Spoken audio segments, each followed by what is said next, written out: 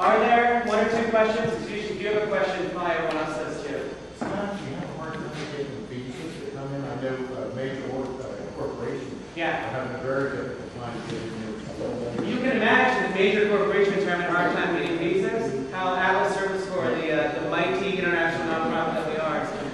No, the truth is that the reason why nonprofit organizations haven't done something like this in the past in any large way is because it's so difficult. But having worked in the embassy, I know sort of some of the visa tricks. I mean, it's a J1 visa. It's the same visa, to make it simple, that a Fulbright student comes on. It's not a student visa. It's a trainee visa. In fact, there are people come to Dunkin' Donuts on a J1 visa. The idea is that they'll come, learn it from U.S. organizations, and go back home.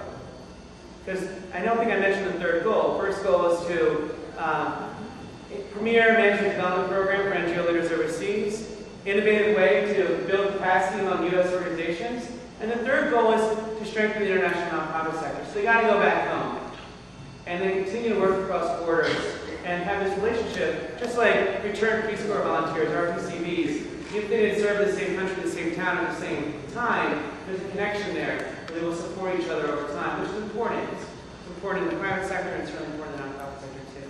So I got the visa thing. I'm on top of it, although it is very complicated. Anyway.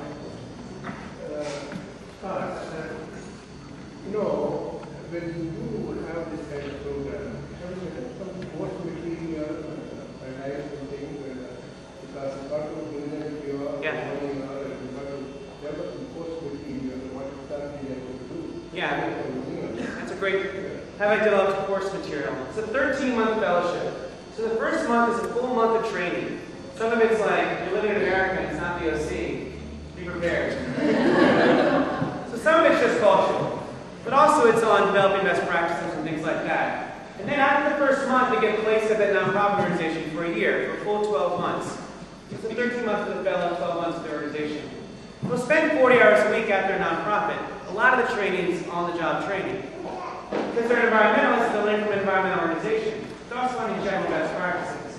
But beyond the on-the-job stuff, every month we'll have a speaker come in. And every month, actually almost every week, they'll give reading assignments and writing assignments, which I'm pulling from my Master's in Public Administration program at the University of Delaware, and other kind of best practices from the United Way and things like that. So they probably won't get a certificate at the end of the year, but they will have had an opportunity to hear from fantastic speakers, get really in depth with some of the best books on these issues.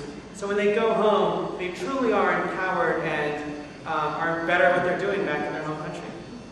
The reason I asked the question is, the Rotary International recently started World Peace and Conflict Resolution School. Postgraduate program, 2 years program. And the Rotary is for $50,000 for 2 years. Great. They selected candidates all over the world. 70 candidates selected every year.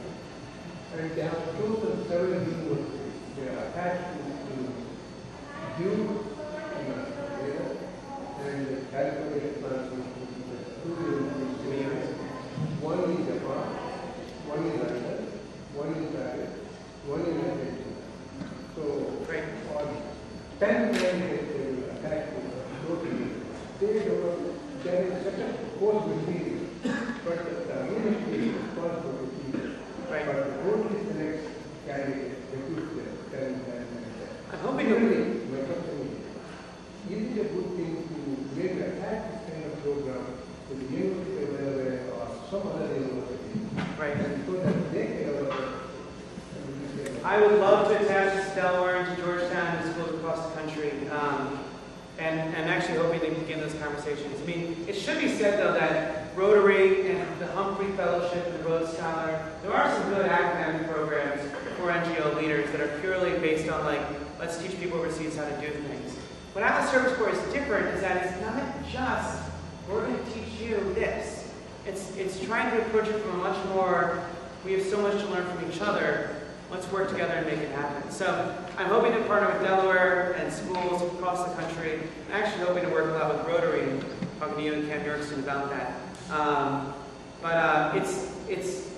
I didn't want to make it just another academic program purely because I'm trying to fill a niche, which is so desperately needed. You can develop the course within those. Great. But that's only. Great. I'll take one more question and then we'll. Why haven't you gone to Bill Gates?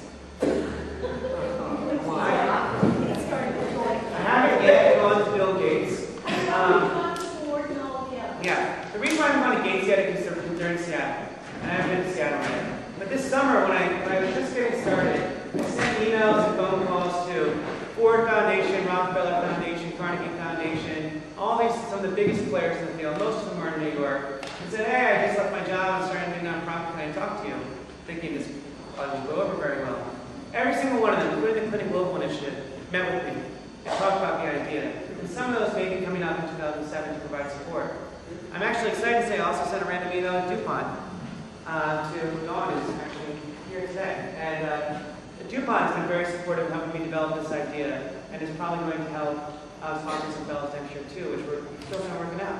But DuPont has been an early supporter, and all I had to say was, I'm from Delaware, I had this idea, and learned a lot about working with corporations. I mean, Atlas Corp believes like we can't segment society from government, business, religious, and nonprofit. Just assume that we're all that the social issues in our lives aren't interrelated. So by finding ways to work cross sectors, cross borders, because we're all facing the same issues, we're fundamentally going to be much better off. So I'm hoping to work with lots of corporations, hoping to work with lots of other nonprofits, hoping to work with government and universities, because together we can achieve great things in this area. And we're going to start in 2007. So thank you very much for making tonight such a successful launch party. I'm sticking around. I haven't had any food yet. So feel free to ask any more questions. And some of you haven't seen in a long time too. I'd love to catch up. And thanks again for everyone.